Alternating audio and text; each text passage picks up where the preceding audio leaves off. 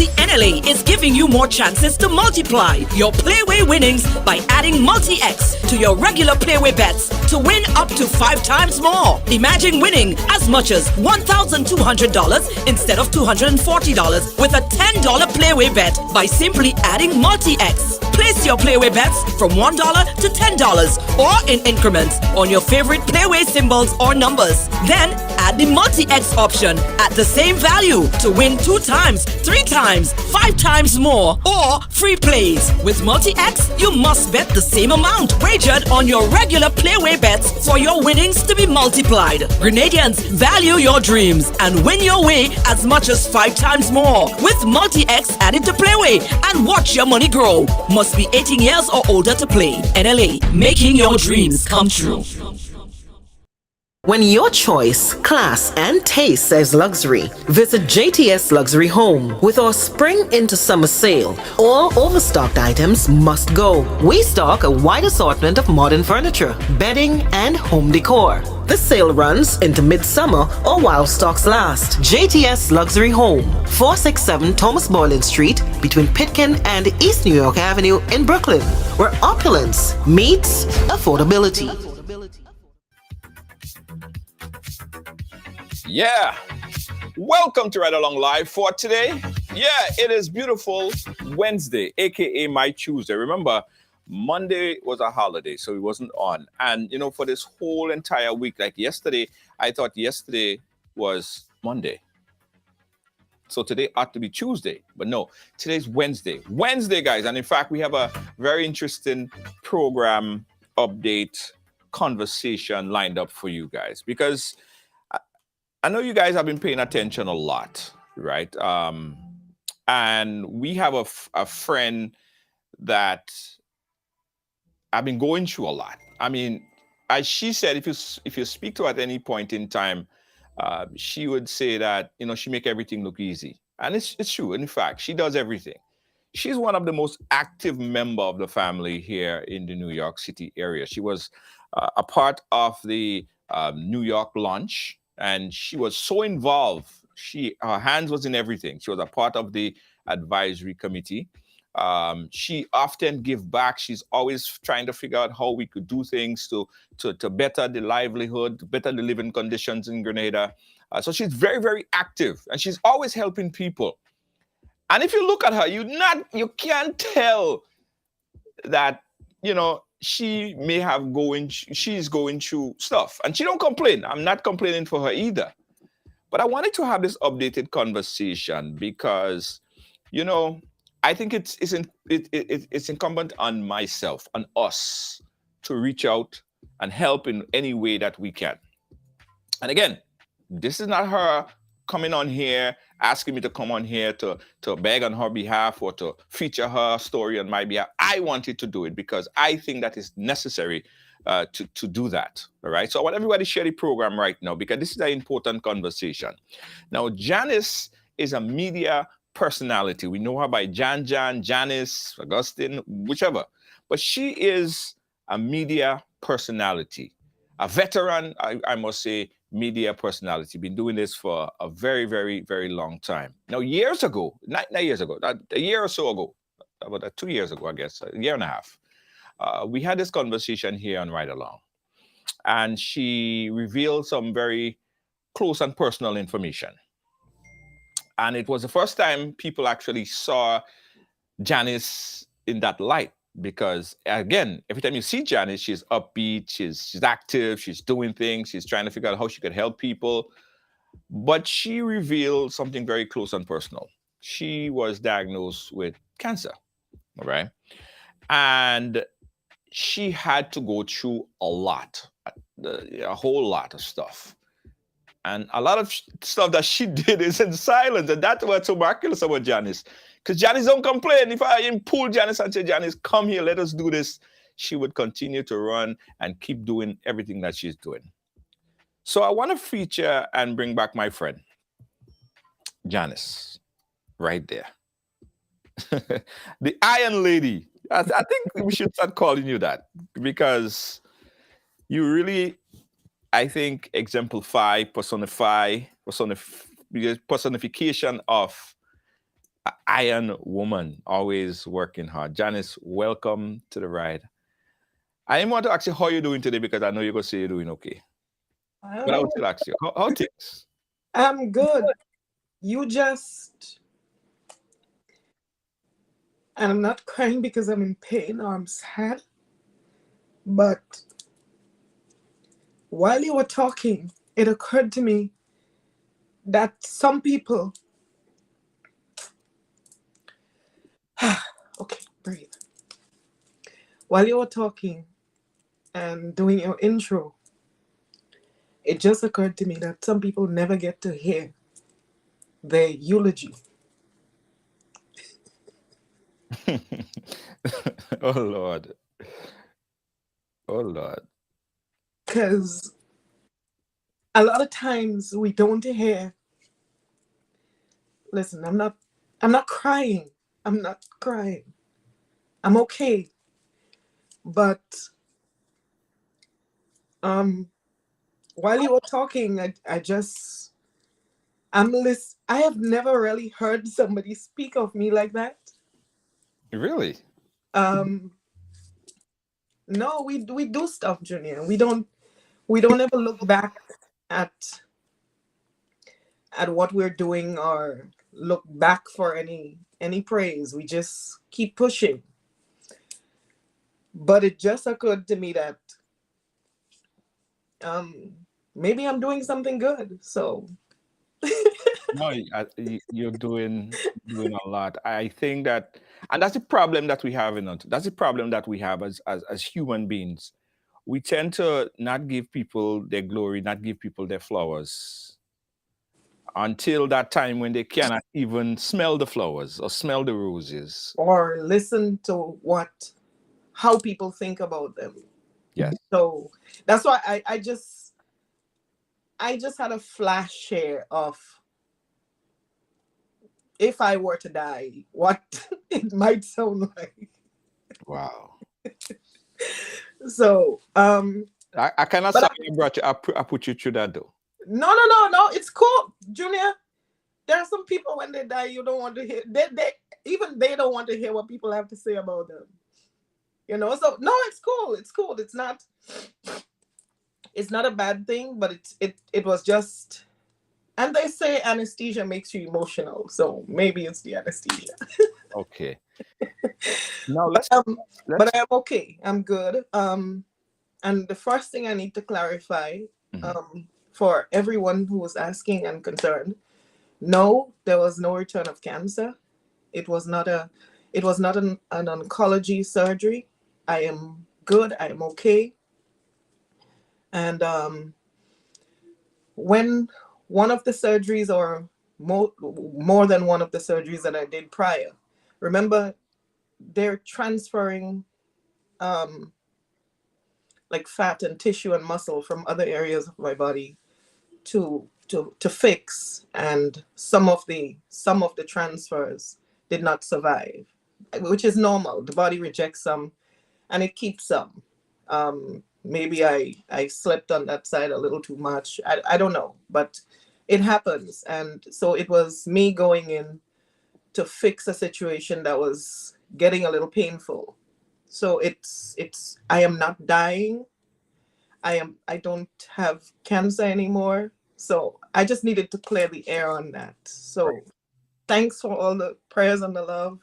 But I'm good. I'm okay. Yeah.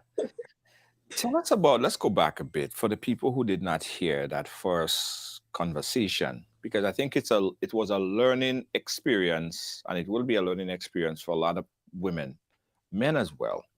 Um, Tell us that story again, Janice, if you could. Um, Finding out that you had cancer, how did you get that news, and how did you take it, and what you did? Well, I suspected something was wrong with me because of the way I was feeling. I suspected that I was not okay. See, today I can sit here and say the most that will happen to me is I'm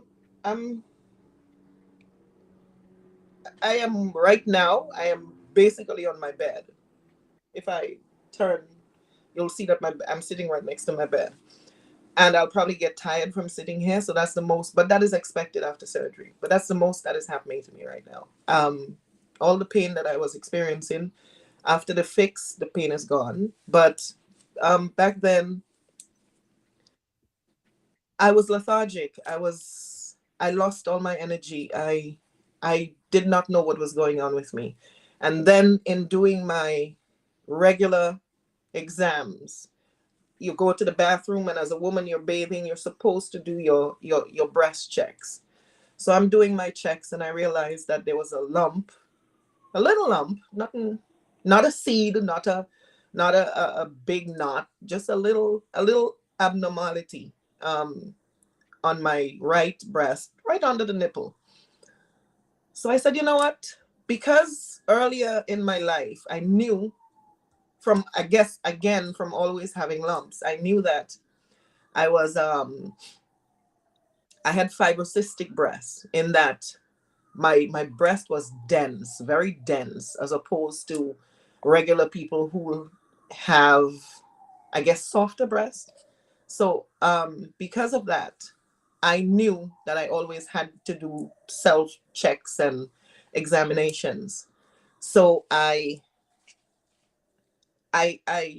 keep doing that. I do that on a daily basis. It became a normal thing to me to just randomly run your hand and check.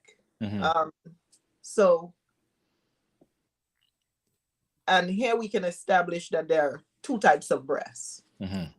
You have dense breasts, and then I don't know which one is normal or which one is regular, but then you have people with soft breasts and with dense breasts. Growing up, I didn't know that because I have no sisters. Oh, So okay. I never knew that. I just thought mine was normal.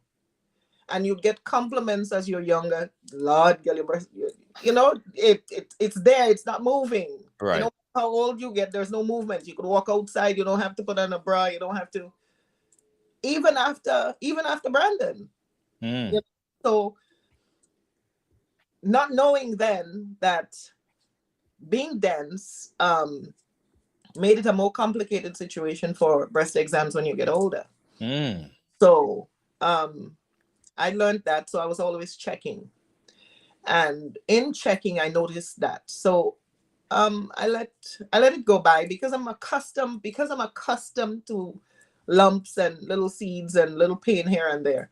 I let it go by because usually after one menstrual cycle it goes away, or two menstrual cycles it goes away, but this one was not going away. So middle of COVID, fast forward, middle of COVID, school closed in March of COVID. Yeah, and you see, we're not even calling it a year anymore, and everybody knows when we're talking about March of COVID. Yes.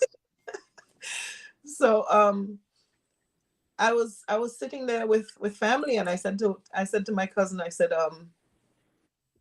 something is wrong with me, because I get up and I make breakfast, and all I want to do is go back to sleep. All I want to do is take a nap. All I'm thinking about is taking a nap. All during the day I'm sleepy. So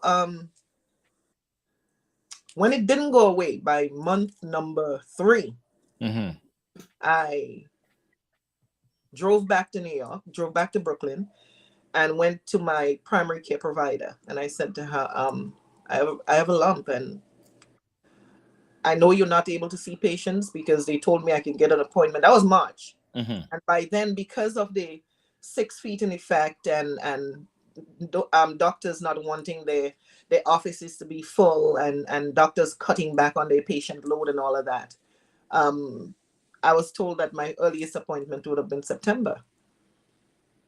So I drove to the office and I said, listen, I don't want to see you. I just feel that there's something wrong with me, and I want a referral to go get it checked out. If there's nothing wrong with me, fine. You go about your business. I go back to where I came from. But I just want to know. Right. And Junior, there's something to knowing. When you know, you're empowered, and you can do what you're supposed to do. Yes. So knowing is the first advantage you have. Because when you know, you can step ahead of the game. You can plan the game, right? So that happened, and I put my team in place. I will always be calling Auntie Karen's name. Auntie Karen has been a gem through all of this. She was the first one who, it was her, through her, because everything was moving so slow. It was through her that I had my first oncology visit outside of my insurance network. But because Auntie Karen is who she is, the oncologist at her hospital said, bring your niece. Right. Right. So, and I went, and he looked at the partial document that I came with. He called back and asked for the complete document. And by the time he got the complete document, he said to me, you can breathe. Because they also did genetic testing. And there's this very, very aggressive gene called the BRCA gene that if your diagnostics come up with the BRCA gene, then it's more aggressive. Oh. So he said to me, you can breathe. This is something we can fight. This is something we can beat. There was no BRCA gene detected in your family line. So here, let's make a plan. And at that point, Junior, you breathe, because you did not even realize that you've been holding your breath for weeks. Right. You breathe, because all we want to know is that we will live. And we wake up every morning, and a lot of us, I don't think, understand what it's like to, although the one thing we have in certain, we all know we're going to die. Yes. The one thing we have in common, every human being, we are going to die.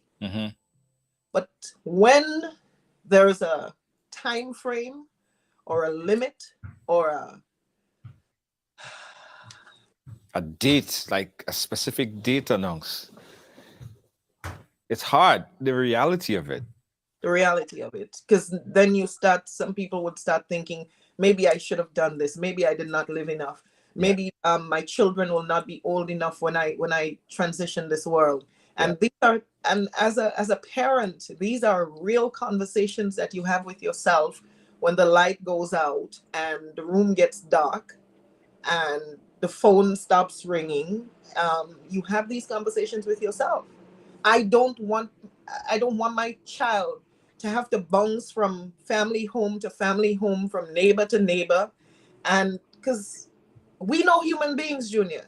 And some people are amazing, and some people are born to be foster parents, and some people are born to be adoptive parents, and some people, they will show you the best light in your presence, but when you turn your back and they're alone with your child, it's a whole different story. So reality set in, and you start to think you have a expiration date, and you start thinking about what you could have done, what you didn't do, what you need to do, what you it was not about what I could have done. The only what I could have done differently, I thought of, Lord, I should have found a better father for my child. Right. Because there are some people that could afford to leave this world knowing that they have another parent for their child out there that's gonna hold the child down. Right. That's gonna handle scenes. Right. You know, some of us don't have that luxury. Yeah. Some of us do not have that luxury. So all I kept, my prayer to God was, I need to be around until my child is old enough to take care of himself. Because you can't give me Brandon and then take me away from Brandon and have Brandon bouncing from place to place and home to home and with no certainty in his future. That was my argument. That was my conversation. That was my prayer. And some people go down on their knees and are traditional prayer warriors. I sit and have realistic conversation with God, and that was my conversation with God. Right. So what's going to happen with Brandon? That was my concern. It was never about me. Right. It was never about me. So when you find yourself in these positions, and I just wanna remind people to value life. Yes. Value life. I mean, everybody can't live by the same standard. Mhm. Everybody comes to their realization and to their place at different points in their life. Mhm. But we have to respect people. We have to value life. We have to take into consideration people's feelings on a daily basis as we move through life. Sometimes the cruelty I see on social media, sometimes the unthoughtful, if there is such a word, sometimes the unthoughtful things I see. Mhm. And I think to myself, we didn't think about somebody's feelings when we kind of did that. You know, them kind of things. So, Junior, my takeaway from all this is that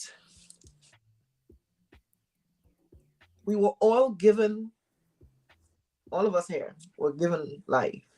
Mhm. And we're supposed to live it on our own terms because we are all responsible for this vessel. Yes. See this here? Yes. I'm responsible for it. See this there? You're responsible for it. We are all responsible for our own destiny. What happens to us? We cannot focus on everything else and not on us. And that is where the advantage of COVID comes in. Because had it not been for COVID, Junior, I probably would not have paid attention to that lump in my breast. Wow. Because there was nothing about it that should have made me pay attention like I was paying attention, but there was nothing to do. By the time I by the time I realized what was going on, three menstrual cycles had passed. Mhm. Plus, by the time I actually got in to see an oncologist, it would have been a few months, a good few months, right? And because I was so observant and paying attention to my body and understood my body, by the time I got to the oncologist and the testing was done, my cancer was at stage 1B. Oh. Oh. So I am testament that early detection saves Save lives. lives. Yes. Yes. If had it not been for COVID, we'd have been out here hustling, Junior, running these streets, Yes. doing everything else, waking up, bringing Brandon to school, going out to work every day, back and forth.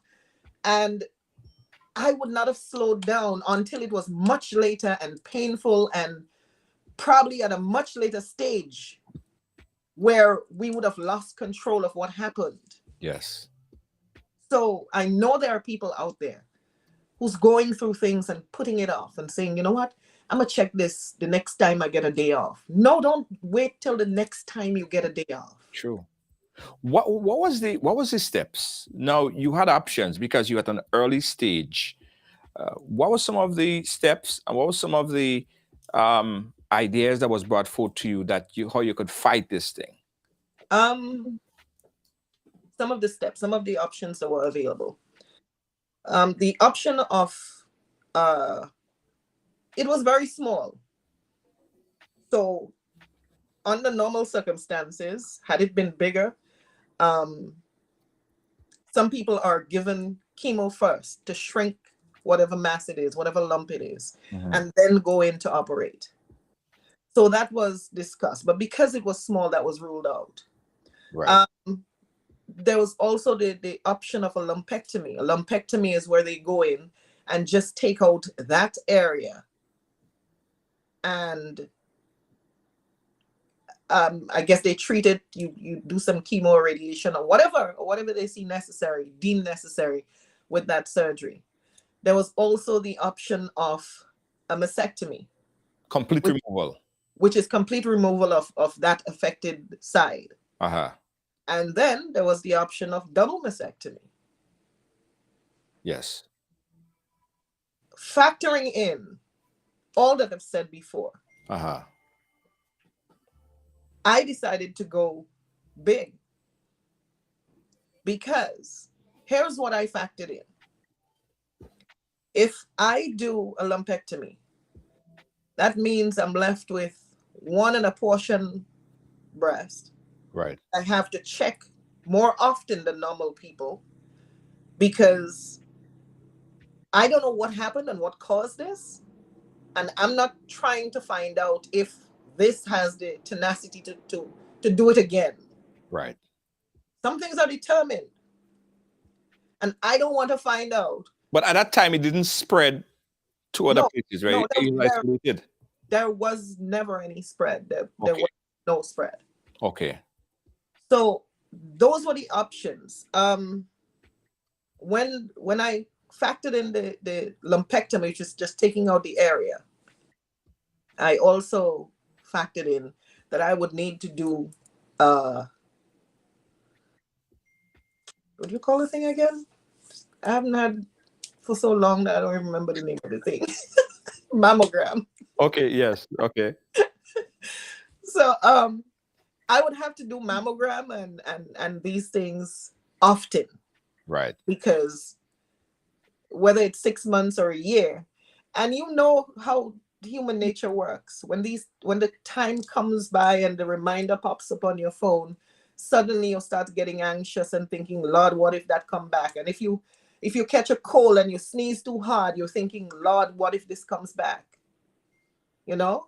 So to rule out all of this, right, and to plan ahead for raising my then 9-year-old. He's almost 12. He's going to be 12 next month. Wow. Time flies. He was 9 when I got the diagnosis.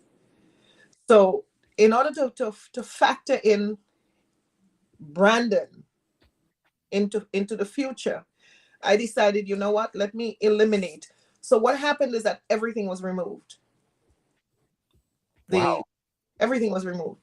Do you know what? Before you go on to that, by even thinking about that, did you have to go through a period of counseling? Because I'm sure there's a lot of emotional issues or things that you might think about, like, okay, so if I remove it, then Junior, I had the nicest boobs around. You had the nicest boob job. I had some of the nicest boobs around. Okay. I don't know, Janice. I would know. I'm telling you. Okay. I'm telling you. Okay. But it was the easiest decision that I've ever had to make. And to some people, it may not be such an easy decision because I was sitting here making all the decisions for myself. I did not have to consult with a husband. I did not have to consult with a boyfriend. Right. I did not have to consult with another person laying next to me in a bed or sitting next to me or watching me change in a mirror. Right. That probably felt, you know what, maybe you should keep your boobs because your boobs is important to lovemaking. And I did not have that complication. So it made the decision easier for me. Right. Right now, if I meet somebody and I tell them I've had a double mastectomy and they're not cool, whatever. Right. Keep it moving. You were making a decision for your future and for your child's future. Making that decision for my future and my son's future was the easiest thing in the world for me to do. Because I figure at that age, Junior, I don't really need my boobs for nothing again, except to make some grown person happy. I mean, you're having so much fun talking about this. I can't even believe you. Okay. What was the purpose? I mean, seriously, after you've had your child or children and breastfed your child or children, what's the purpose of your boobs? Well, women. I'm asking you. Well, no, I don't have boobs, but but women oftentimes see their boobs as part of their femininity. Like just No, it is. you know, when they put on a dress and it's just feminine. No. I completely agree, but not when it's your life or your breast. True. And that's where I was looking at it from. Right. True. Or so, but you know what? In all fairness, I have had some crying moments standing in front of the mirror. Mm-hmm. I mean, all you don't say I'm brave, and all you don't know me, né? I just cry like a baby junior. Y'all probably never seen it, Mm-hmm. but I have had some drag down times, crying times, standing in front of the mirror, looking at myself, especially after the first major surgery. Mm-hmm. Middle of COVID. No, I had surgery November 10th. Mm-hmm. I came home. The only reason I didn't come home the same day, it's because I had an allergic reaction to the anesthesia. Mm. So I would have done this and come home the evening, but they had to keep me overnight because the anesthesia kept me throwing up. So I came home the next day by myself. Wow. And I put everybody on ban. It's COVID. Y'all are not allowed to come into my place. I'm immune compromised. I just had surgery. Yes. I cannot afford to get sick. I cannot afford to cough. I cannot afford for anything to jeopardize my health. So everybody was put on hold. How did you deal with your son? Because he's going to school and he's mingling with people and then he's coming back. Oh, there was no school. Oh, yes, there was no school. Yes. There was no school. Yeah, there was no school during COVID. Yeah, okay. There was no school. So he went out to my family in Connecticut on the day I was doing the surgery. Okay. But it just so happened that they had already booked a Grenada vacation for like 4 days after the surgery. So I sent somebody to pick him up at the airport when they came down at 4:00 in the morning. Right. And he came home 4 days after the surgery. Okay. And he came in, looked at me, and was terrified to come and hug me because I had drains. I had tubes pulling in America. Mm-hmm. When you do surgery, like now, I haven't been to a health center or a clinic for any kind of dressing or anything of that sort. They don't leave open wounds. Right. This time I didn't come home with drains, but I have compression bandages that didn't come home with drains. But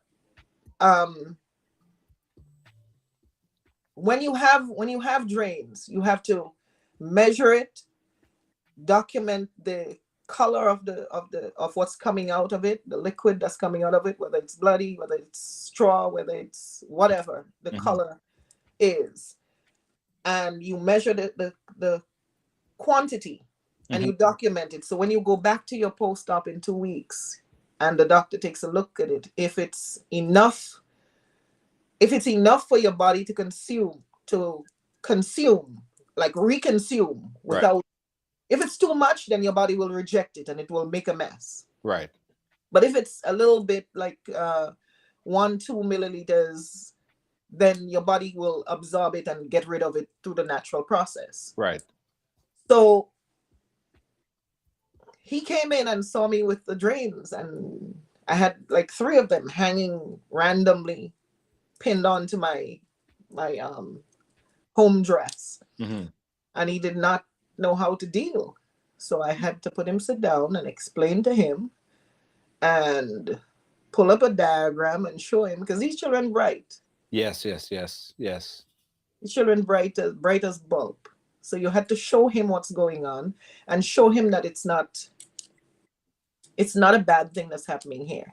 This is just how you were helping the body heal.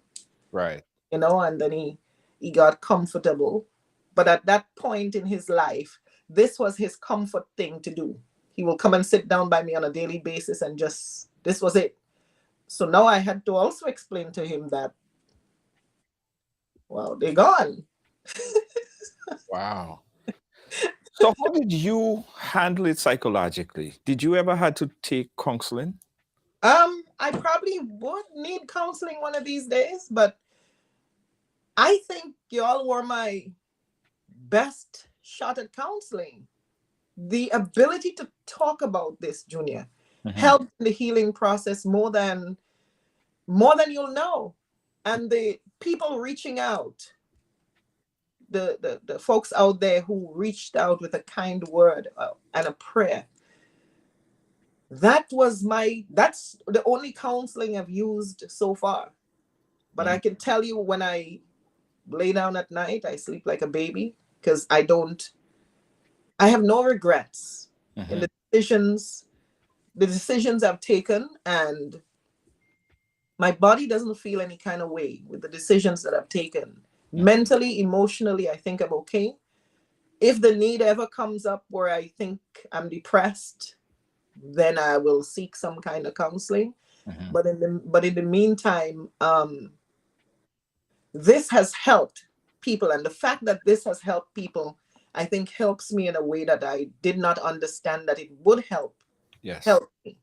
Because every day, and I'm talking every day, Junior, somebody reaches out to me and said to me, I saw your program.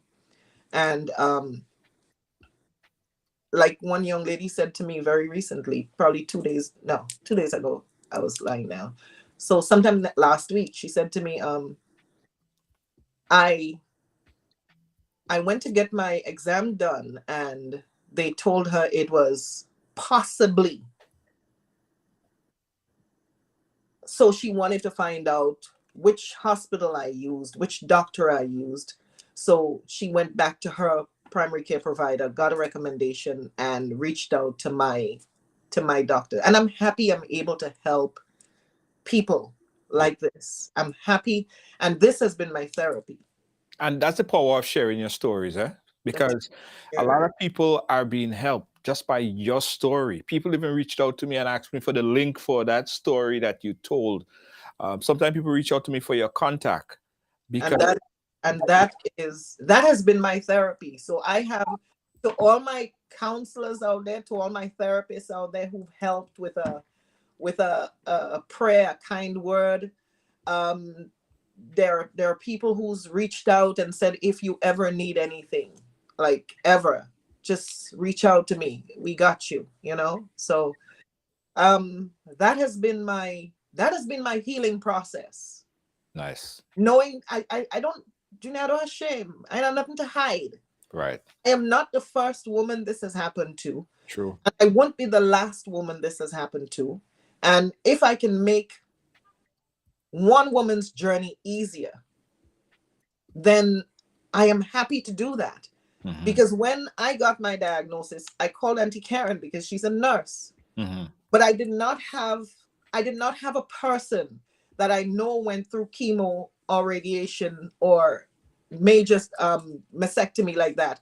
I did not know anyone at that point. At that point, I did not know anybody that I could have picked up the phone and said, yo, sis, I got this diagnosis. What do I do? Yeah. So I am hoping that I cannot give you medical advice, but I can tell you, when I did chemo, what I used so that my stomach settled and I didn't have ulcers, and I didn't get any of the major side effects that they talked about, or when I did radiation and the burns start, I can tell you what to go to the pharmacy or ask your doctor to prescribe for you, because there are things for that. And that I learned along the way. So these are the information that I can share. And I love sharing that. Yeah. What about your diet? What about your diet? How did that change? Because of the drastic surgery that I did, I did not have to do, well, I have done, I'm eating better now because I choose to eat better now. But because of the drastic and early detection, drastic end game and early detection, I did not have any, or I do not have any cancer cells remaining.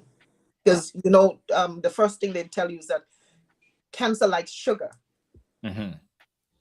So if you are diagnosed with cancer, you have to cut out sugar, whether it's sugar from its natural state or soda or whatever makes Bread, breaks even bread. sugar in your body. You have to keep away from that. Yes. I have stopped. I think I was addicted to sodas, but I've stopped drinking soda. I have substituted soda with carbonated water because I realized that is what I liked. It was not necessarily the sweet, but I like that feeling of bubbly. That's fuzzy. Yeah. That fuzzy feeling. So I go out and I buy cases of sparkling water. Yes. Carbonated water, whether it's in the can or whether it's in a bottle, because that is what I liked. That is what I liked about having a soda. So I substituted that. So instead of drinking a soda, I'll grab a lemon flavored water, which is sparkling. Right. So food wise, I don't like meat, so I don't consume a lot of meat. Except on the rare occasion when we do an oil down, and I'm gonna eat whatever is in the oil down.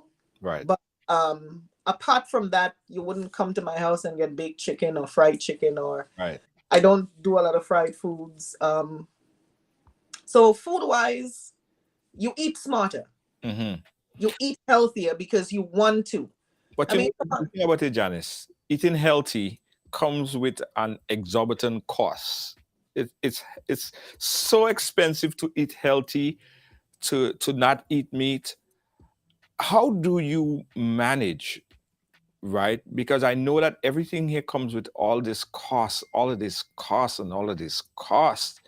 It is. It is. Everything is. It's not like you're in Grenada and you can walk down the street and grab some green fig and come home. But the availability of stuff here is one of the advantages, because and eating healthy, it's not, although it's a little more expensive, it's not out of reach. Right. Because there are so many options. I'm not sure how much I follow the organic craze, because to me it is a craze. I lost it with them when they put organic on coconut water or coconut milk, because I know, as far as I don't know how they grow their coconut, but as far as I know, you plant some coconuts, you wait 15 years, and you don't have to water it, you don't have to put no manure in it, you don't have to fertilize it, and that is organic, isn't it? Yes. Yeah. That is organic. Yeah. We never fertilize our mango trees, so all mango trees in Grenada are organic. Yeah. Yeah. So I'm not sure I'm jumping on this organic craze, but I try to keep as much fruit as possible in my diet. I remember as a child, my mother's favorite food was saltfish or smoked herring and green banana or some yam. Right? It don't matter what you have in the house, that's what she want to eat. And I used to say, "Mommy, crazy! You have all kind of bacon and thing, all that people could eat. All she want to eat is some blugger, some fig, and some breadfruit steamed with some saltfish or some smoked herring." We did not understand the value of that kind of eating. True. We did not understand it. We thought fried chicken and macaroni pie was the thing. Yeah.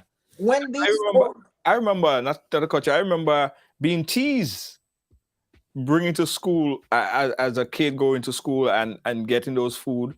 Well, Junior, I couldn't go to school with lunch. You mad? used to get teased like you don't have macaroni? What?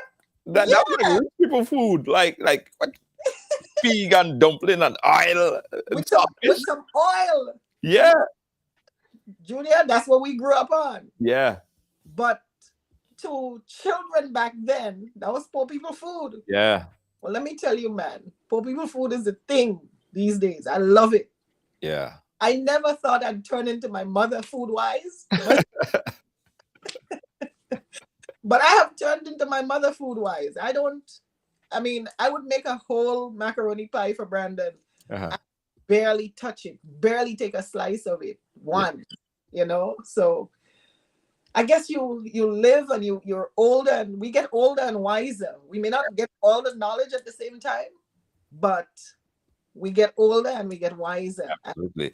Let's talk about the surgeries, because I was told after diagnosis and the first surgery, you had a second surgery, a third surgery, and just recently you had a fifth surgery. So you had a fourth and fifth surgery. Tell us about all these surgeries and why you had to take so much surgeries.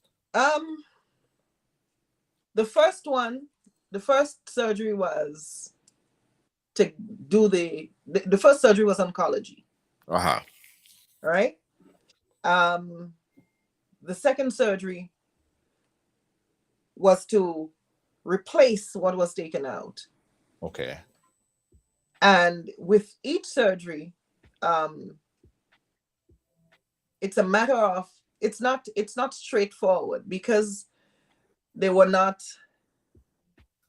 was not the purpose of the surgery. Like someone going to do, for example, breast surgery, it would be straightforward. You go, you get your boobs done. But because a lot of my tissue could not have been used and reused because it would have been contaminated, then a lot of build back had to take place. I see. So the third surgery would have been to take it's called a tram flap. Uh-huh.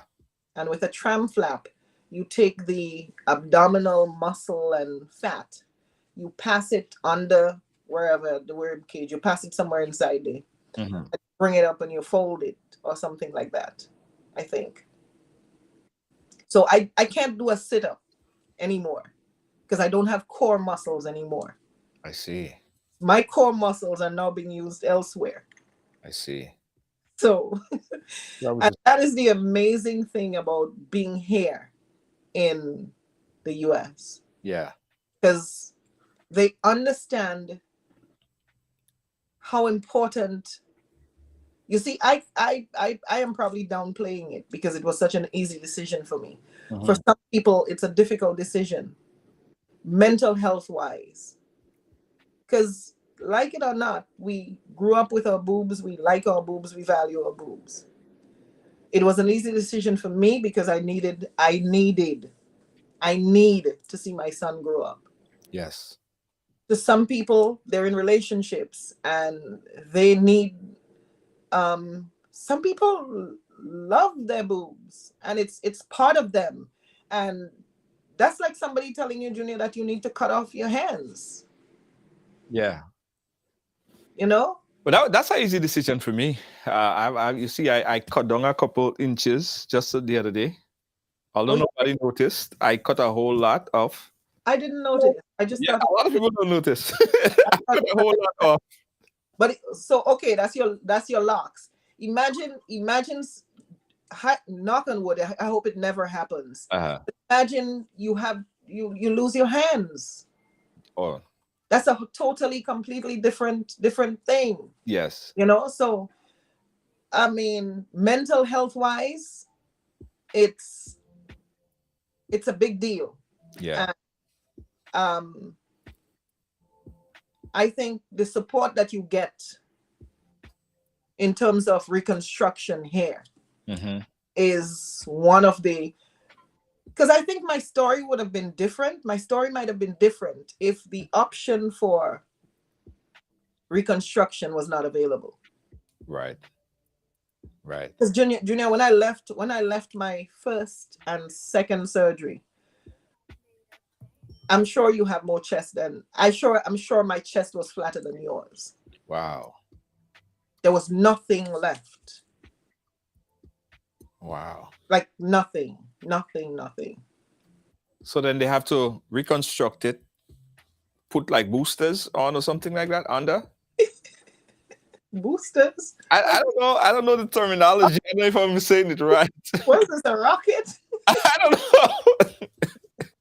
I don't. So initially they started out with yeah, kind of like boosters. They put in some empty packets then because they needed to stretch the area. Yes. That's what I'm thinking. Yeah. Yes. So and then they kept injecting it over a period of time. Okay. But I had to stop for a while because I needed to do radiation. And with radiation you have to that area has to be free of everything. Oh. So that stopped for a while. I did the chemo, I did radiation, and then after all of that, we got back to fixing. Now that everything is healed, because even with radiation shrinks everything. Mm-hmm. So that side of my body is tighter Mm-hmm. and more firm than the other side. I see. So because the surgery was done on this side and the radiation kept pulling everything together, it's still pulling. It takes years for radiation to get out of your body. I see.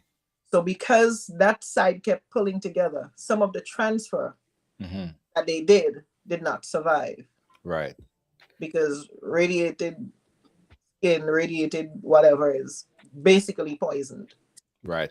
You know what I understand, and we're coming up against that 1 hour time mark that we have to have a dead stop on. But what I understand that, and the reason why I wanted to come in here with my team is that every time you take a surgery, you actually flat down on your back sometime for weeks, months. You can't work, you can't do nothing. And I because of that, I think after engaging with you, I think it was important that we step in and do what we could do, right? So we started a GoFundMe on your behalf with your blessing, and we put it out there. And I was so amazed to see the support. As you said, you keep doing things in the community and people respect that. I think so far the GoFundMe have reached like about close to $2,000, but the goal is 10,000 because Janice has a lot of expenses, a lot of personal expenses and others that she needs to settle still at this point. So we're going to put the link to the GoFundMe. Again, Janice is not asking me to do this at all. We are doing it because we want to help. And we urging you to make a donation, even if it's $5, $2, $1, whatever it is. I think it's up to like about close to 2,000 now. Our goal is to reach up to that 10,000 mark. And I want to do that right now. I want to see how we could even get closer to 5,000 mark. So everyone that's watching this platform right now, I want you to click that link and make a donation as small as it could be. Guys, $5, $10, $100. If you could match and put $1,000, put $1,000 there. Know that if you are in the position, if anyone is in the position that they need the assistance, your humble servant will be there to do the same thing for you, right? And Janice, when I told Janice I'm doing this, Janice started to talk about, Junior, we have to start to think about giving that back. And I said, Janice, we're going to do give backs. We are planning a cancer walk. We're going to do that. I have a whole give back in mind already. Yes. I said, Janice, we're going to do the give back. But first, we have to give to you so that you could get everything that you need so that we could do the give back.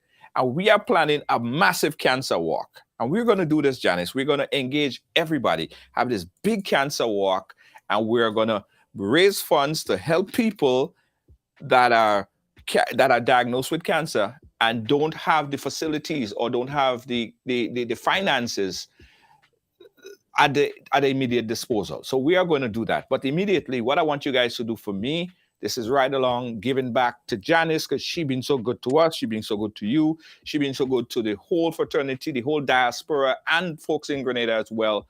We want you to click that link in the description and make a donation, as small, as big, as whatever, guys. We're begging you, we're urging you, we're pleading with you. Please assist us to assist Janice to make it a lot easier for her. That's me talking, that's not you. And I just want to thank you, Janice, because you are helping a lot of people just by hearing your story. You are empowering people. People are building off of your strength. And after this program, I'm sure other women around the world, not only in Grenada, would say, you know what? Let me go and check myself. And with early diagnosis, you could save lives. And you have saved lives. And we appreciate that. And we say thank you. So we have to close off. We have a dead stop in 4 minutes. Janice, final closing words. I want every woman to, you have a smartphone, you have a cell phone. Set up a reminder on your phone for the next 12 months to check, to do your, apart from going, if you're over 40, then you're supposed to start doing your mammograms and getting your breast checked. But in the meantime, everyone, the younger ones, everyone, set a reminder in your phone for the next 12 months. You can do that. We set reminders for all kinds of stuff. We set our menstrual reminders. We set all kinds of stuff. Set a reminder in your phone. And when that reminder sounds in the morning, go into the bathroom, and while you're taking your shower, do your self-exam. You know the routine. If you don't know the routine, Google it. We search Google for everything else. Mm-hmm. Check yourself. Early detection saves lives. Early detection can have you telling your story right here alongside me. Junior, on that give back, I am thinking, my birthday is November 17th. So I'm thinking that weekend, it'd be nice to do a walk in Grenada. Yes. I'm already thinking of Mark that date. Yeah, the weekend of November 17th. We're thinking that we can do something in Grenada. Of course, we will partner with the Cancer Society in Grenada. I will reach out to them, because this is just the plan that's coming to my head now as Junior's talking. And so, guys, this is no joke, and you don't wish this on your worst enemy. What we need to do is take care of ourselves. Absolutely. What we need to do is check yourselves, and do not be afraid of what you might find, because you empower yourself if you know what's going on with you. Yes. And then you can plan and make moves, right? To all the women who's dealing, I say hats off to you, salute. Mm-hmm. It's not an easy journey. To all the women who's going through, not just women, but to people who's dealing, to people who's going through chemo and radiation and dialysis. Junior, these procedures are, to put it nicely, these procedures are not easy on the body. Yes. And if someone is going through this, I think we must salute this person and say blessings to you, you know? Yes. So just listen, man. We just need to, I am okay. Yes. But Janice, listen, we salute you. It's about you. We salute you. We salute you and we thank you. How about that? Let's end on that note. Janice, we'll keep in touch. We got to wrap here. Thanks again. We're going to continue to share the link. Janice, yes, we'll sir. keep in touch. All right? All right. Take care. All right. Guys, thank you for watching Right Along Live. We have to end it off right here, but the link is pasted in the chat. Please support. Thanks again, guys. Good day.